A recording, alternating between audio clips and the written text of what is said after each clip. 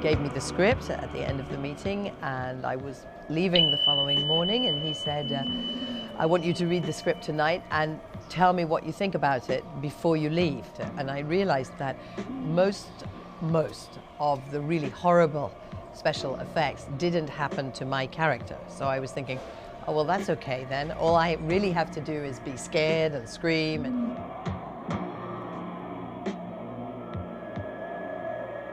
Doing this trance, did you see anything besides that tombstone? Yes. I saw a priest.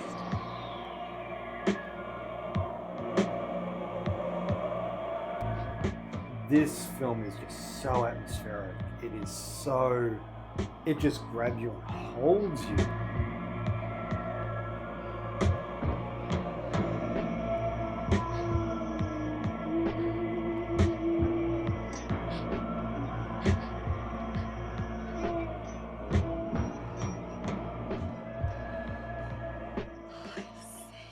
We've got that opening scene, that haunting opening scene, the cemetery, the tree, you know the one I'm talking about. And then, of course, that ending. Desolate. Hanging himself opened the gates of hell.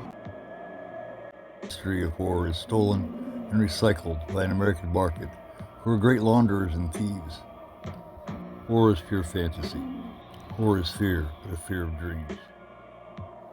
One of the greatest things he does is gives this surreal, dreamlike quality to it.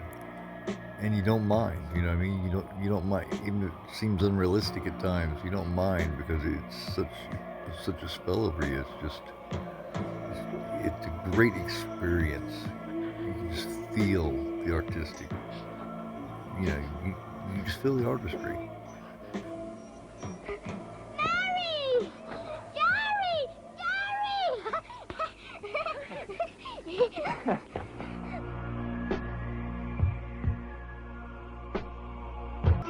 Ceiling Dead is his creepiest film in a lot of ways. Could possibly be his best. Nothing's completely explained. It's just all kind of left to a person's interpretation. Like when the rose falls apart, it's really subliminal and even foreshadowing. As each petal falls, it signifies that she's not dead, or her reawakening, however you really want to look at it. At the same time, you get the feeling that the priest is still watching over everything, and that something really bad is coming. One of my favorite scenes, the buried alive scene, goes on for well over 5 minutes, and it's drug out, and there's so much tension, and it's such a slow burn. You really don't know at all what's going to happen, because the Christopher George character, he gets a feeling, a premonition that something's not right. Yet Catriona is incapable of communicating. And it just finally culminates into this batshit crazy, just imagine if Catriona, you just wake up, you're in a coffin, and now someone's chopping into it and, practically killing you, just trying to save you. He's so freaked out that someone may be buried alive in there that he's just going into a panic and just about puts the pickaxe right through the middle of her head. By the time he realizes she is down there, she's went about half crazy just from being buried alive. So he goes to leave, but stops.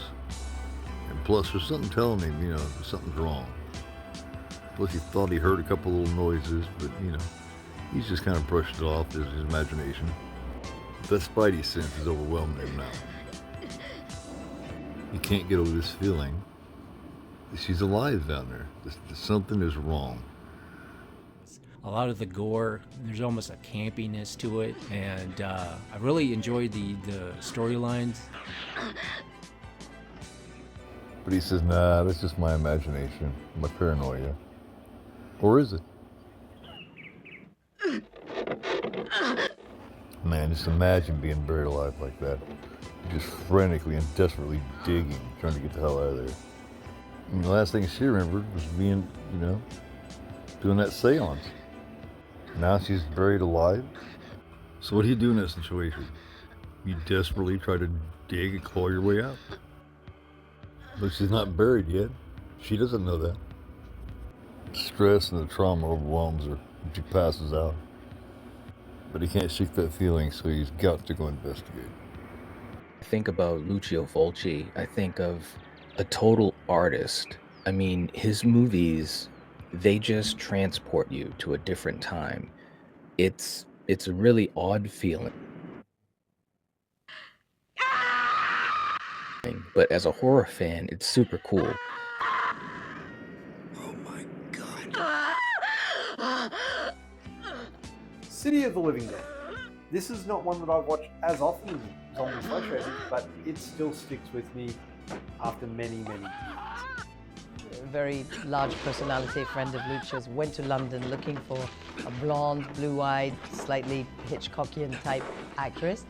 And my English agent rang me up and said, they've gone back to Rome with a selection of photographs and they've chosen yours and they want you to go to Rome to meet this director called Lucio Fulci.